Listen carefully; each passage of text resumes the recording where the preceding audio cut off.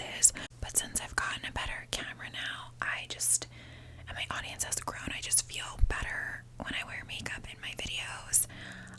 My hair is really long. I think my skin looks good though, so it's fine that I didn't have makeup on. But yeah, what are my nails? It looks like my nails are like a really light pink color, which I have white right now. My nails are the same. I think this video was good. I love to do girl talk videos, and it's been a while since I've done one, and I definitely owe you guys one. So I would give this video, if we're gonna rate out of 10, I'd give this video a solid 8. Alright, the next video we'll look at is one that I did on January 20th, so just about a year ago, and it is ASMR Get Ready With Me for Boozy Brunch. Hello everyone, and happy Monday. It has 33,000 views, which again for me is pretty good. I like all of my videos to get to 20,000. That's what I kind of feel good about them, when I can like look and like let them be in the past. If they don't get to 20,000, kind of I think a little bit of a flop. If they get to 30 and over, for me that was successful. Anything like 50 and up is rare and fabulous. 100 and up, amazing. 500 and up, I have like 2 videos that have that many views, and that is very rare. But of course I'll always be happy to have a video with that many views. I don't have one that has 1 million yet, but I said yet. Okay, so get ready with me for Boozy Brunch. So behind the scenes of this video, I was actually going to brunch on this day, and I really like to, when I'm filming, I don't like to just like get ready. Like I wouldn't have wanted to do a get ready with me video just to like sit in my house. I like it to be like real, like I'm actually going out. So RIP to going to Boozy Brunch. I mean, yeah, I guess I can still go to Boozy Brunch, just I can't go to the club during COVID. But I was really getting ready in my bathroom in my little apartment. You guys remember my apartment? I remember filming this and just thinking like, ew, the lighting of me in this getting ready video is so not cute, because bathroom lighting is like notorious for just being hideous. The light is just like coming down in your face, and it's just not cute. So I remember just being, it's like sometimes I can't even like watch, because I'm like, okay, I look terrible, like I don't even want to watch this, like let me just get to the part where like my face is done and ready. But I was getting ready. I remember I went to brunch that day with my girlfriend Janelle, and I think Jen and Mara, and then we met up with our other friends who were at a different brunch, I think. And I remember it was snowing really, really bad that day, and I wore snow boots out to brunch, and my girlfriends made fun of me, but I was warm and comfortable. This one's interesting. I used an emoji in the title, the little champagne clink, which I don't usually do. And I also did like the capital B, the lowercase b, the capital O, which is weird. Like I wouldn't normally do that, but again, it seemed to work. What did my description box look like? Looked pretty much the same, except for I used to do, which a couple of you have asked for me to bring it back, the ASMR video I'm loving at the moment. And the reason I stopped including those in my description boxes is, one, they weren't getting like a ton of clicks. Like in the beginning they would get a few hundred, then by the end, the effort that I was like putting into finding the videos and like doing the links and stuff, it's not a lot of effort really, but just they would sometimes only get like 30 clicks or whatever. And out of, me looking at like from a business marketing standpoint, if only 30 people are clicking something in my description box, and that's not giving me any return, then it's kind of just like a real estate that's taking up space, that's distracting from my other calls to action. The other calls to action that I have in the description box are things that actually make me money, or benefit me, or help me with, whatever. So That's just honest. I don't know if that's gonna upset people, but yeah, you can only write so much, so you want to be careful with writing too much. And you know, my Patreon is in the description box. My HelloFresh discount code that I would get, like, you know, $10 off my box if you used, and my tag words, whatever. So to kind of shorten it, because nobody was like clicking that much, I took that away. And then the second reason, again, from a marketing standpoint, is when I am directing, so me having links to other people's videos, it's not like they were at the top of the description box, but I have links to other channels in my own description box. So by having those in there, I'm inviting people to click off of my video, right? So I know that might seem like, oh, well, you know, we'll watch your video first and then come back, whatever, but it's basically just kind of like a rule of thumb that I wouldn't want to take people to a link that's away from my channel. I want to keep them on All Things to Do With Me. So those are the reasons that I got rid of the what, you know, ASMR video I'm liking at the moment, if you guys were curious. Alright, so all in all, get ready with me for Boozy Brunch. I think it was a good video, but it was only 13 minutes long, which I do try to keep my videos about a 20-minute average, so that you can fall asleep to them, but you can also not feel like it's me talking at your face for an entire hour. I don't like them to be more than like 30 minutes, 25 minutes. So because of the length and the bad lighting, I'm gonna give it, but I do like the content, I'm gonna give it a 7 out of 10. Alright, and next let's take a look at a video that didn't really do very well and that I'm not really happy with. So, this video is ASMR blindfold makeup challenge with my BFF. And this is a video of me and my girlfriend Mara and her doing the blindfold makeup challenge on me. Oh, okay. Oh, is that your eye? That's, yep. Oh, careful. So, this was posted on March 25th of 2020. Now this video, number one, I'm not like super stoked about the thumbnail. I put like the clown emoji looking thing cartoon on my face because, you know, she was doing my makeup like a clown, but I don't know, I don't really love it. I think I could have done better with that. Also, the text, the copy at the bottom that says best friend does my makeup, it's kind of a little boring, and it's very white against like the white countertop of my kitchen, so I think there's a little too much words. I squished it too much together. Mara in the thumbnail, it's like, it looks like we're not posed, it looks like she's kind of moving. I feel like she could have been more exciting. I don't like the coats behind us. You'll notice now with my thumbnails I've kind of come a long way, and I actually have a lot of fun making them. That's one of my favorite things to do with my videos. I blur the backgrounds, I make sure it's really purposeful, so I put a lot of effort into my thumbnails.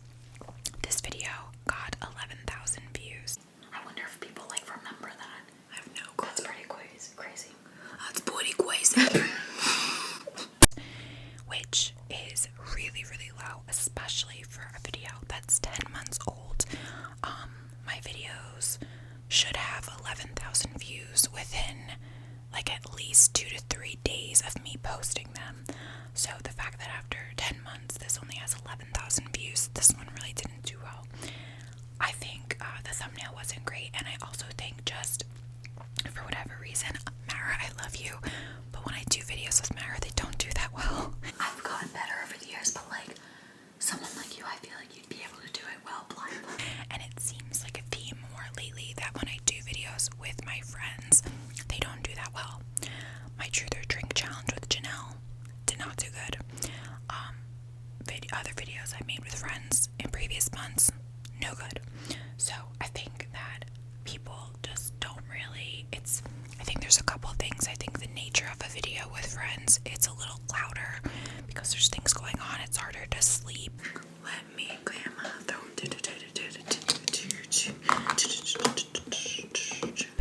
With those videos, she's doing my makeup, she's clanking. They don't really fully understand how much the microphone is picking them up, so they're not like expert ASMR artists. And then I guess really people are here to see me, I guess, and not really as interested in my friends. Although it is interesting that videos with Tony, and I'll get to one of those, do really well. And I'll let you know why I think that is. This video, blindfold makeup challenge with my BFF, I'm gonna go ahead and rate this I guess a 3 out of 10. I'm gonna give myself the 3 or 4. I'll give myself a whatever, 3.5. Alright, now let's move on to another video that ended up doing well, but I hate this video. So, this is ASMR What's in My Car. And this is a video that I did with Tony. Alright everyone, so this is my car. So it's interesting because I didn't put with my boyfriend or anything in the title, but I did put it in the thumbnail, like really small, and the thumbnail is a picture of my car and his car and us kissing, which cute. I like that thumbnail idea. I could have done it better now that I have more of like the Photoshop skills that I have, but I still like the thumbnail for this one. So this has 27,000 views, which for me, it did well. Again, it's not anything crazy, but it's well over the, my mark of 20,000 views, which I kind of use as my benchmark for success. And there's a lot of comments, a lot of engagement, a lot of thumbs up, minimal thumbs down. So why do I hate this video? I do not like this video because I feel like I made like 0 effort myself. I know I made 0 effort. I did not put on a cute outfit. I didn't like bother to even fix my hair like remotely. Like my hair was in a bun, but I could have fixed it and bobby pinned it to look a little more clean the way this bun is. I should have put makeup on. I should have changed my outfit. I should have at the bare minimum put sneakers on instead of slippers. And my toothbrush here for when I just need to do a little scrubby scrub. I look like I'm slouched the whole time, like I have really bad posture. So I just look a mess in this, and I didn't put my effort in. That being said, Tony put a lot of effort in this video. It's so cute. This is my 2019 F-150. I just got it like 2 weeks ago. He ended up selling this truck that he had, his like diesel truck. She's got 235,000 miles on her, and she still runs like a champ. She'll go to a good 500. Thank God. But he was really excited to film this video and like show off his car, his toys, and to talk about it because that's his thing. That's what he's an expert in, is cars, toys, machines, bikes, quads, all that. I like to have a truck because I have a lot of toys and tools and stuff to put in the back. So he really shined in this video. So that's one of the reasons I think this did well. You got to really see kind of my boyfriend, who I think is more of an extension of me than like my friends, because my boyfriend is my partner. I live with him and everything. And he's also generally quite shy. So to see him taking ownership of this video, holding the microphone, I'm not even in it, during his part while he's showing his car. It was, something rare that you don't often see on my channel. So I think that's partly why it did well, including the thumbnail. So, I am going to give this video a 8 out of 10. The 8, the score being really because of Tony and my thumbnail. If I'm just, giving myself a vote in this video, it's really like a 2 out of 10. It's like no effort at all. So I wish I did better with that. Alright, the next video is when I have a little bit, I'm doing a little bit better with my thumbnails. I'm now moved into my house, so we're fast forwarding a little bit. So this video, how much money I make from YouTube. I'm going to be doing a very scandalous video, so you can relax and be super nosy at the same time. This was done on August 23rd. So my background is still the same. I didn't have a Blue Yeti at the time. My Blue Yeti had broken, so I have my little handheld mic. My room wasn't completely all set up yet, but so to talk about this, so a little inside info, guys, that is true 9 times out of 10, is that when YouTubers make these types of videos, how much money I make from YouTube, or how to create a channel, whatever, blah blah blah. This is a lot of times because they're really looking for quick, easy views with a topic that is not really something that they have to do like a lot of research on or whatever. And that's why I did it. I knew that this type of video would do well because everyone is nosy and everyone wants to know how much people make from YouTube, and most YouTubers are very tight-lipped about that. So I knew that by me kind of talking about it, that it would get clicks. I also knew that I am not a millionaire. I don't make hundreds of thousands of dollars from YouTube. So I knew that me posting this video wasn't going to get people to see me as unrelatable, because one of the goals of having a YouTube channel and being an internet personality is to be relatable. You have to be relatable, and a lot of times these creators get really big and they get really rich from their following and everything, but along the way they lose touch with kind of being relatable because they get so big that they're sharing, here's my $10,000 Louis Vuitton this, and my house door, their little house door before that was like their cute apartment now turns into this like $10 million mansion. So I knew that because I have YouTube as like a side hustle and I don't make a shit ton of money on YouTube, that I could still create this video and still be looked at as relatable.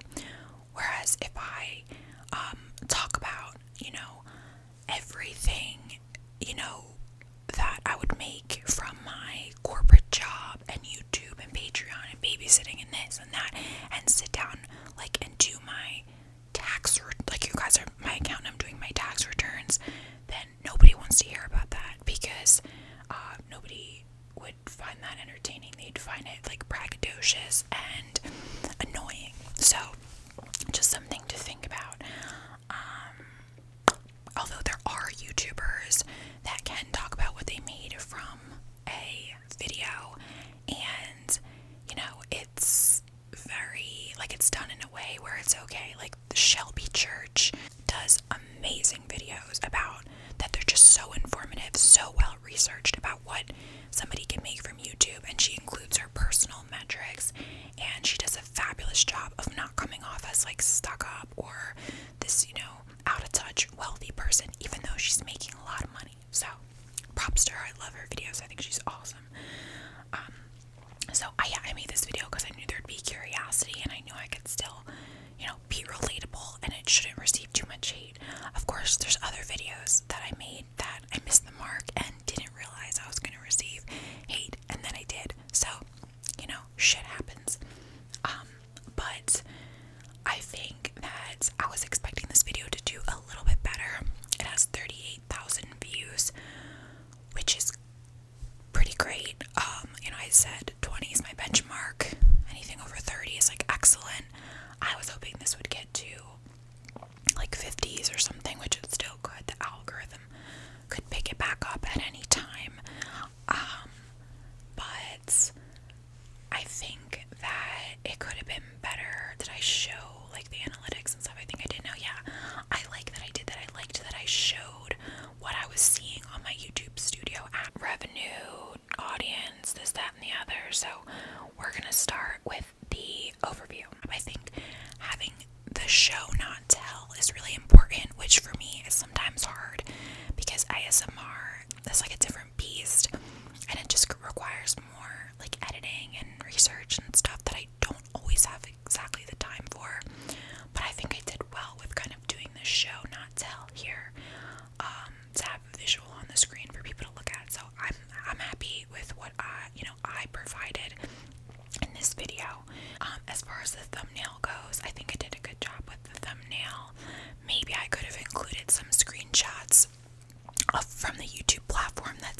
like, whatever type of numbers as more like of a clickbait thing.